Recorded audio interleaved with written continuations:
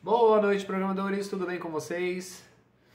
Vamos para mais um vídeo. Esse vídeo vai ser o 1 de 2 de hoje, tá? Então eu vou gravar dois vídeos. Esse a gente vai falar um pouco sobre a teoria, tá? Então eu vou ter que explanar um pouquinho sobre a teoria. Vou ter que falar como que o JavaScript trabalha com variáveis, tudo bem? Então a gente vai rolar um slide aqui, eu vou colocar um slide, vou explicar rapidinho para vocês, de uma forma bem fácil para vocês entenderem, tá bom? Então foco na minha tela e a gente vai colocar vou apresentar o slide para vocês. Então vamos lá, o que é constante, o que é variável, tá? Ó, JavaScript, variáveis e constantes.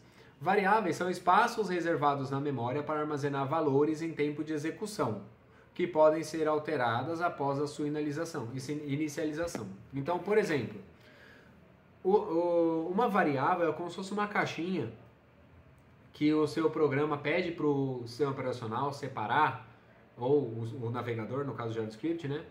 Um espaço na memória RAM do computador para que ele possa armazenar algum tipo de valor para ele poder toda hora acessar esse valor sem você precisar ficar colocando ele de uma forma ali direta, né? Então, por exemplo, você criou uma variável chamada nome, então ele vai criar uma caixa, né, chamada nome na memória, como se fosse uma caixinha na memória, que vai ter o rótulo dela nome, e aí você vai pegar o valor lá, por exemplo, João, e colocar dentro daquela caixinha. Então, a variável serve para você armazenar um valor, só que esse valor é na memória RAM, ou seja, ele só vai estar armazenado enquanto o programa estiver rodando, né? A partir do momento que o programa parou de rodar, ele vai limpar aquela memória, aquela referência já não vai ser mais utilizada. Na hora que o programa rodar de novo, ele vai usar outra referência, né, que é outro espaço de memória lá, aleatório, tá bom? Então vamos lá. E quando você armazena esse valor aqui na variável, o programa ele só consegue armazenar um valor dentro de uma variável. Você não consegue colocar o João e a Maria na mesma caixa, tá? Quando o JavaScript atribui um valor lá para dentro daquela caixa, João, e você vai atribuir um outro valor, Maria, o que ele vai fazer? Ele vai sobrepor aquele valor João, e você só vai acessar o valor Maria daquela caixa. Então ele vai trocar o valor, entre aspas, né? Então ele vai sobrepor o valor ali daquela memória, tá bom?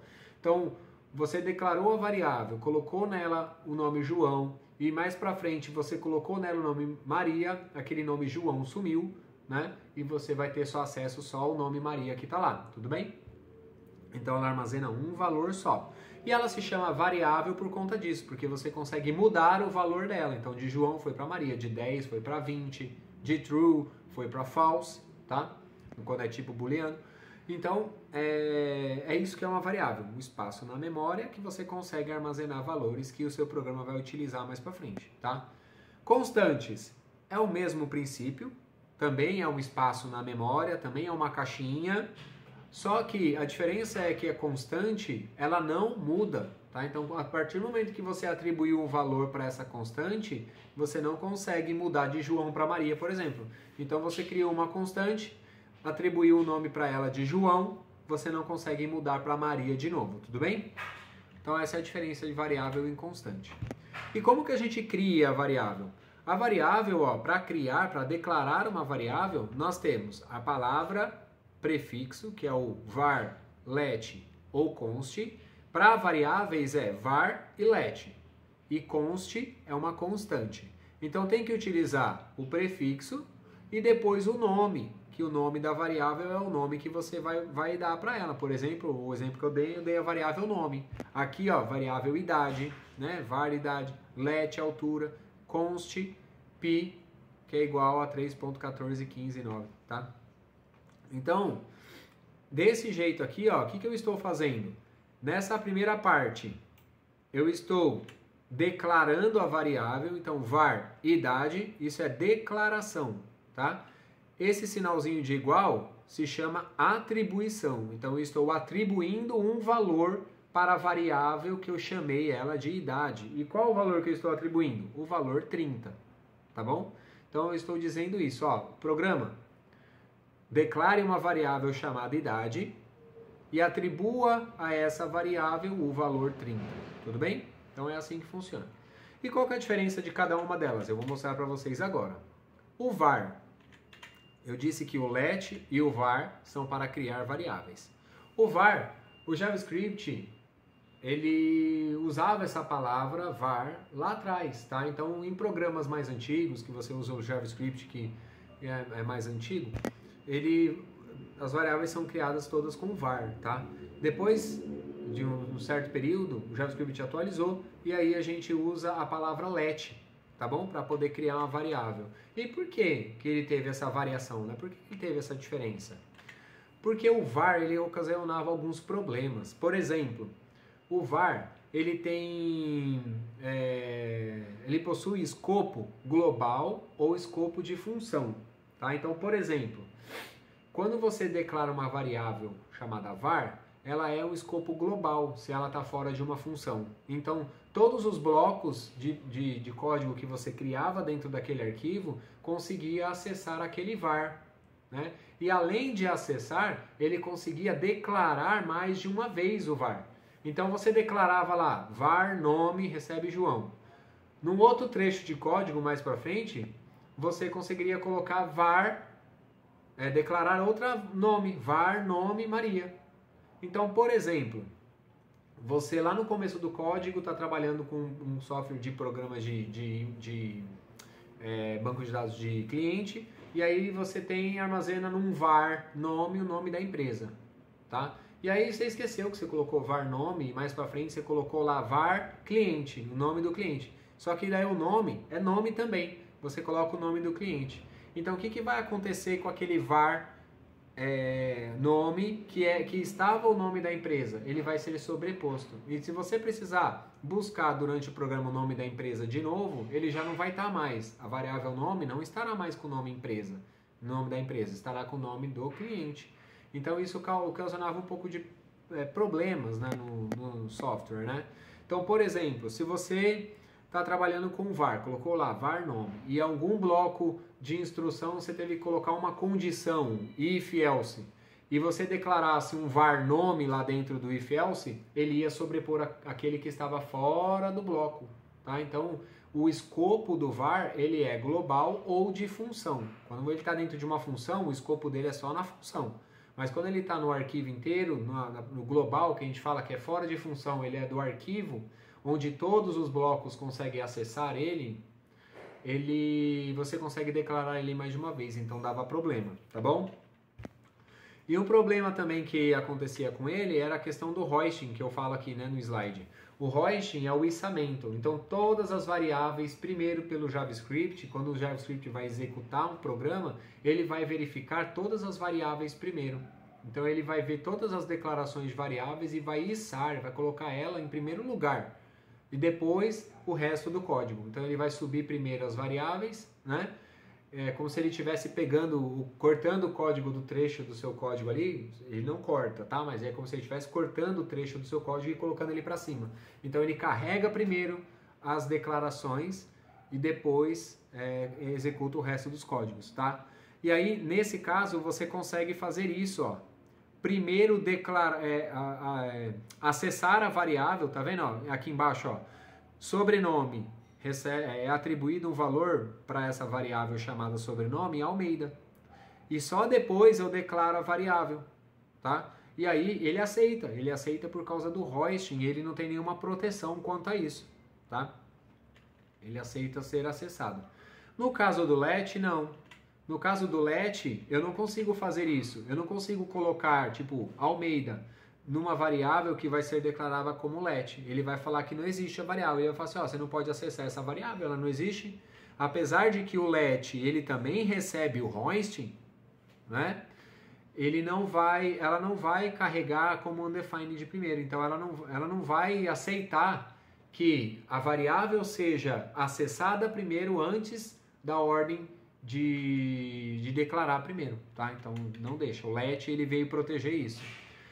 O let, ele também tem escopo de bloco. Lembra que eu falei que o var, se você tá no código lá, né? A gente vai testar isso na prática, mas se você tá no código, no arquivo, colocou lá var nome João e abriu um if. O Porque um if é um trecho, é um bloco de código, a gente chama isso de bloco, tá? É um bloco de decisão, tá bom? Então vamos lá, if, vamos supor, se 1 for maior que 0, se if 1 maior que 0, né? Então ele vai fazer o let João, ou let nome recebe Maria, tá? Então ele vai, var nome recebe Maria. Ele vai atribuir o nome Maria no João, né? E ele vai conseguir visualizar. Então esse let que você criou dentro do bloco if, ele ainda vai continuar existindo até o final da execução do programa. No caso do let, não. No let, quando ele começa a executar e você dentro do if, você colocou lá let nome recebe Maria. Quando acabar esse bloco de instrução, ele vai zerar aquele let ele vai esquecer porque ele parou de executar aquele código, aquele bloco já acabou, ele não vai executar mais, então ele não vai ser acessado mais por ele, tá? Então se você criou dentro de um bloco, você não consegue acessar ele fora, ou seja, o let ele tem escopo de bloco, tá? O let também ele não consegue ser redeclarado, tá bom? Então, se o let não consegue ser redeclarado, você não consegue fazer um let nome, João, e depois mais para baixo fazer let nome, Maria. Não pode, tá? Você pode alterar o nome, mas você não pode criar duas variáveis com o mesmo nome. Não deixa. No caso do var, você consegue criar os dois var, né? Declarar os dois var com o mesmo nome. Só que daí ele não vai ficar com duas variáveis com o mesmo nome. Ele vai sobrepor a outra que você criou anteriormente. No caso do let, não, isso não acontece. Tá? Apesar de ele receber o hoisting também, porque ele pega todas as variáveis, né, e carrega primeiro, ele tem uma proteção ali, né, que ele consegue identificar se ela está sendo declarada, utilizada antes de declarar, tá? Então ele faz essa proteção que o var não faz, tudo bem? Então para a gente poder declarar um let, ó, let nome João, mesma coisa, ó, let, estou declarando João, estou atribuindo valor a ela, tá? E eu posso fazer assim também, ó, let nome, ela vai ficar sem nada, ela vai ser undefined aqui, né? E aí depois eu vou acessar, João recebe o nome, tá bom? Vamos lá. Const. Como eu disse, o const é a mesma coisa de uma variável, só que a gente não consegue tirar, né, o valor dela, depois que a gente atribuiu a gente não muda mais, e é o que eu acabei de mostrar aqui para vocês nesse exemplo. Criei uma const chamada pi, já atribuí ela direto, só assim, tá? A const ela tem que ser declarada e tem que ser inicializada na mesma linha de comando. Eu não posso fazer assim, ó, const sobrenome e na próxima linha colocar sobrenome recebe Almeida. Não posso, tá? E como padrão, e isso é uma questão de combinar, né? Uma questão assim, é um padrão. Quando é const, a gente usa todas as letras maiúsculas. No caso de variável, ó, a gente usa as letras minúsculas. E se caso for um nome composto, né? Tipo aqui, ó, nome completo. A primeira palavra é tudo minúsculo e a segunda palavra é tudo maiúsculo, tá? No caso da variável. Então, ó, o nome da variável. Como que a gente dá o nome para a variável? Também tem regras para a gente criar um nome para a variável, tá? Ela é case sensitive, ou seja, se eu coloquei aqui, ó, nome completo, desse formato aqui, ó, só com o C maiúsculo, e eu criar uma outra variável chamada nome completo com o C minúsculo, ele vai entender que são variáveis diferentes. Então isso quer dizer que é case sensitive. Ele consegue, ele leva em consideração letras maiúsculas e minúsculas, tudo bem? O nome da variável também, isso é por uma questão de boas práticas, deve fazer sentido com o valor semântico. Ou seja, por exemplo, eu criei uma variável aqui chamada chinforínfula. 56. O que é chinforínfula? Não sei. Entendeu? Não dá para entender. A gente não consegue identificar o que é uma chinforínfula. A não sei que você assistiu Chaves. Mas a gente não consegue identificar isso com o problema do programa. Então, o nome da variável, apesar de Shinforinfla tá certo, é um nome aceitável pelo JavaScript, né? A semântica está incorreta. A semântica não faz sentido com o problema. Então, por exemplo, se eu quero colocar aqui idade, eu não vou colocar vamos supor que eu vou pegar o dado de uma pessoa. Uma pessoa, eu quero pegar a idade dela. Eu vou criar uma variável chamada idade. Eu não vou criar uma variável chamada abacaxi. Não faz sentido abacaxi? 32. Né? Então não faz sentido. Apesar de sintaxamente, né? A sintaxe dele está funcionando, está certo, está correto, não vai dar erro nenhum. Mas a semântica vai estar fora de contexto, tá? E ele deve começar, a variável ela deve começar apenas com A Z minúsculo e A Z maiúsculo, tá? Ou cifrão ou underline. Fora isso, não.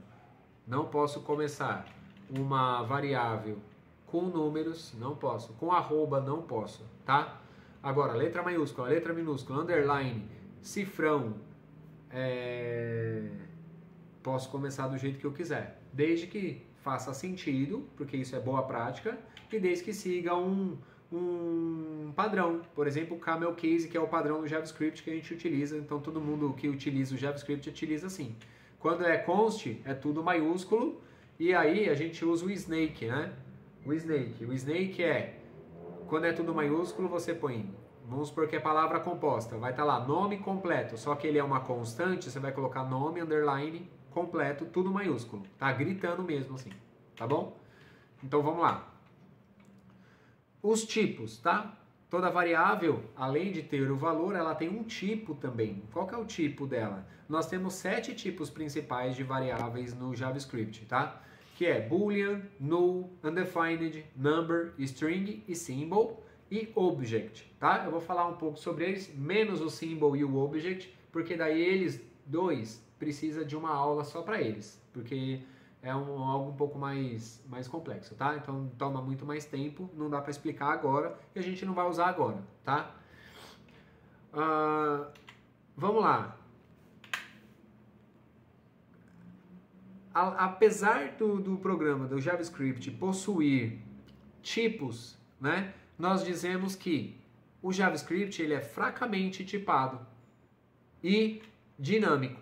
Por que fracamente tipado? Apesar do JavaScript possuir tipos, a gente não precisa definir qual é o tipo de variável que nós vamos usar. A gente não precisa, na hora de criar uma variável, eu não coloquei aqui se ela é um number, eu não coloquei se ela é uma string, eu não escrevi aqui, coloquei só um let nome. Eu não escrevi o que ela é, o tipo dela, que é number, string, boolean, eu não precisei especificar aqui qual que é, tá? Por que não? Porque quem define o tipo dela é o próprio valor que é atribuído a ela. Então, quando eu coloco aqui João o nome, let nome, que foi atribuído o valor João para ela, como João é uma string, o tipo dela então é uma string. Se eu coloquei aqui, let salário, 5.500, eu atribuí os 5.500 aqui para o salário, e o 5.500 é um tipo number, então quer dizer que essa variável é do tipo number, tá? Então, fracamente tipado é porque eu não preciso declarar o tipo de variável no momento da declaração dela, tá? E dinâmico, por que que é dinâmico? Porque essa variável, uma vez criada como uma string, ela pode sim ser alterada para um tipo number, por exemplo. Então, se eu criei aqui, let nome, coloquei uma string dentro dela, né? Atribuí um valor de string para ela, então nesse momento aqui, ela é uma string.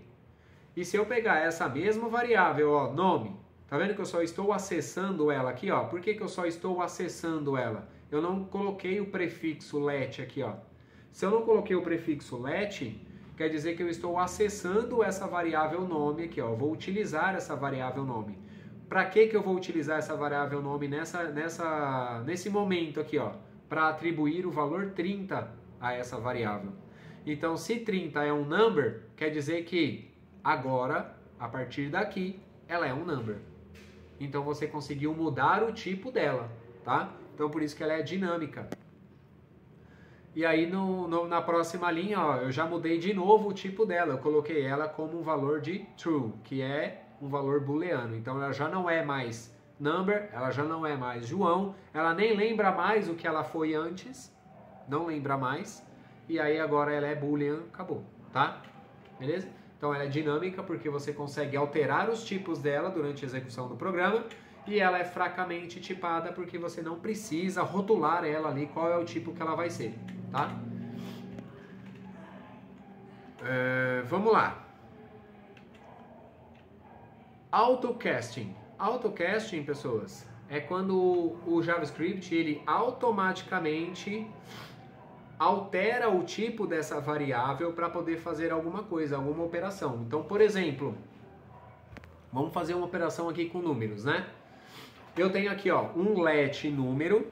Esse número 10, ele é number. Pode ver que ele não tem nenhuma aspas aqui em volta dele, ó. Tá vendo? Ele é um 10 direto, então ele é um tipo number, tá? E esse let string, o 10, ó, apesar de ser um número 10, ele tem as aspas aqui em volta dele. Então ele é considerado do tipo string, tá? Então, eu tenho aqui, ó, o número é um number, a string é uma string e eu tenho o resultado, tá? E o resultado ele é o quê? Ele é o resultado desta operação que eu estou fazendo aqui, ó. Este asterisco aqui significa que é uma multiplicação, tá? Então, ó, quando eu tenho o meu número, que é um number, vezes uma string, que é o meu 10 aqui, ó, vezes essa string, o que que o JavaScript faz? Ele fala assim, ele está multiplicando, então eu preciso transformar tudo que é string em number. Então ele automaticamente transforma essa string aqui, ó, essa variável que é uma string em number, faz a operação e o resultado dela é um number e ele leva para esse resultado aqui, tá? E aí essa variável, ó, quando eu coloco esse type of aqui, ó, eu estou perguntando para o programa qual que é o tipo do resultado. Ele vai apresentar lá number escrito, tudo bem? No caso da subtração, divisão, multiplicação, ele faz o autocasting, tá? Ele faz o autocasting transformando, né, as strings para number, certo? Ele só faz o ao contrário, transformando os numbers em strings no caso de uma soma. Então, quando você vai fazer uma soma e você tem, ó, número 10, é um number. String, 10 aqui, só que ele é uma string, ó, tem as aspas aqui em volta. E quando a gente faz esse resultado de soma, o que que ele faz? Ele fala assim, ó, opa, ele está concatenando duas variáveis, porque esse valor de mais aqui, ó, é uma concatenação de strings. E se ele tem uma string, ele está falando assim, opa, ele está querendo adicionar mais uma string uma do lado da outra. Ele está tentando concatenar essas duas strings. Então ele transforma o que é number em string e faz essa concatenação. Então ele pega o 10 de uma string, coloca do lado do outro 10 e junta as duas, tá? Então vai ficar 10, 10, não vai ficar 20, tá bom? Porque ele vai fazer essa concatenação aqui, ó. Então ele vai transformar o number em string, tudo bem? E aí, logicamente, o resultado vai se tornar uma string também, beleza? Number, nós temos valores máximos para number, né? Valores mínimos também, que é esse número negativo, tá bom? Para a gente declarar uma number, basta colocar um valor direto aqui, né? Um valor direto, 10, ele é um número. O resultado de uma operação de multiplicação, subtração ou divisão, ele também é um número. Se for uma operação válida, se não for, se você tentar dividir um número por zero, por exemplo, ele vai dar um not a number e não vai dividir número por zero, tá? Ou se você tentar pegar, por exemplo, tentar fazer lá um object dividido por 10, ele vai dar um not a number, ele vai falar, não, não é um número, então quer dizer que o resultado não é um número, né? Ele não vai dar erro, ele vai falar que não é um número, tá? Ou a gente pode fazer assim, ó, let valor number. Tá vendo que o 25 aqui dentro, ó, desses parênteses aqui, ele tá dizendo que é uma string? Quando eu uso essa classe number, eu estou forçando a minha string virar número, tá? Eu não estou fazendo um auto-casting nesse caso, eu estou fazendo um casting mesmo, manual, tá? E eu indico que vocês façam esse casting manual todas as vezes, tá? Se você receber um valor em string e você precisa tratá-lo como número, transforme ele, não dependa do autocasting do JavaScript, porque às vezes confunde o seu código. Quando você tem muitas linhas de código aí, você pode se confundir, tudo bem? String. A gente consegue atribuir uma string colocando as aspas, né? Ou quando a gente faz uma operação de soma com duas strings ou dois valores numéricos, um numérico e uma string, tá? Então a gente consegue trazer esse resultado aqui. Ou a gente força o casting também, ó, forçando o casting, tá? Ou a gente coloca dessa forma, ó, aspas, né? Essa é uma string. Aspas simples aqui, ó, também essa é uma string.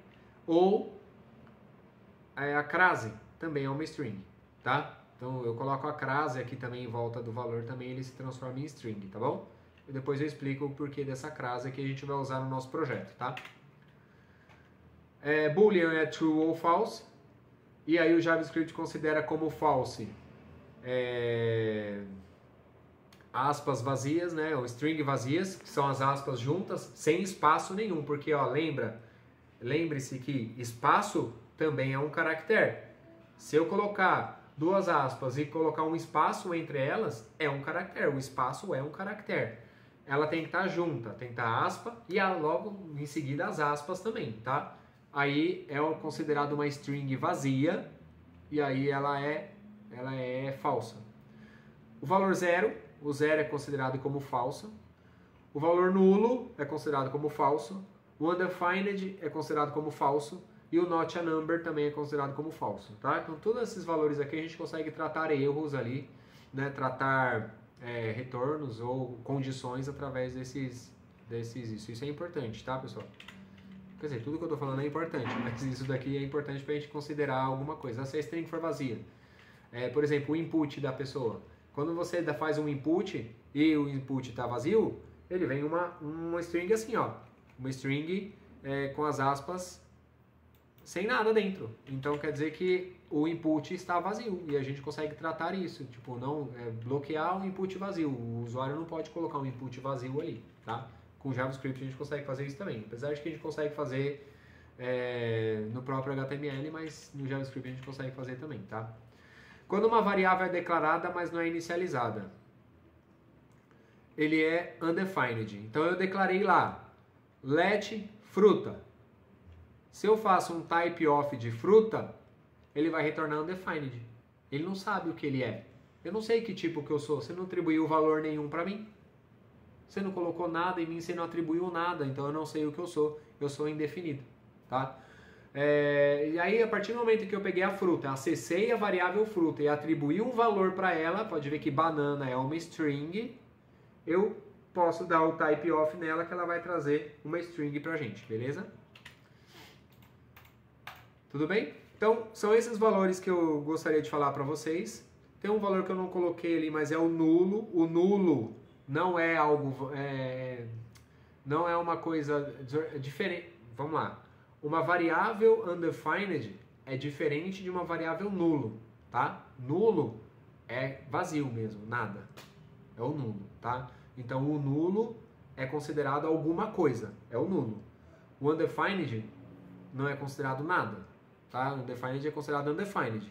Ela não está vazia, tá? Aquele espaço de memória não está vazio. Ele tem alguma coisa que já estava lá. Mas é alguma coisa que não necessariamente aquela variável está vazia. Agora, nulo está vazio. A nulo, ela não tem nada mesmo. Está limpa. Ela está nula, tá? Isso é importante a gente saber quando a gente trabalha com lista encadeada, por exemplo, né? A gente tem que atribuir um valor nulo, porque se não for nulo, a gente tem alguma coisa naquela variável, aí ela vai dar problema, você não vai conseguir trabalhar direito. Mas tudo bem, isso aqui... a gente pega conforme vai fazendo mesmo, tá? mas lembre-se que nulo é nulo, undefined é undefined, uma variável que não, um espaço de memória que a gente está tentando acessar, ele tem lixo lá, e a gente precisa, e o garbage collector do JavaScript consegue trabalhar isso, tá? Tudo bem? Então, essa foi a aula teórica, onde eu passei o slide aqui para vocês entenderem o contexto, né? Então, na nossa mentoria, na nossa videoaula do nosso curso, né? O curso Mentalidade de Programador, os nossos encontros não é eu falando de teoria, não. A teoria vai estar lá para vocês consumirem. É a gente fazendo projetos práticos, tudo bem? Então, eu vou finalizar esse vídeo por aqui. O próximo vídeo vai ser... A gente vai testar isso na prática, o que eu acabei de falar para vocês, tudo bem? Muito obrigado e até a próxima aula.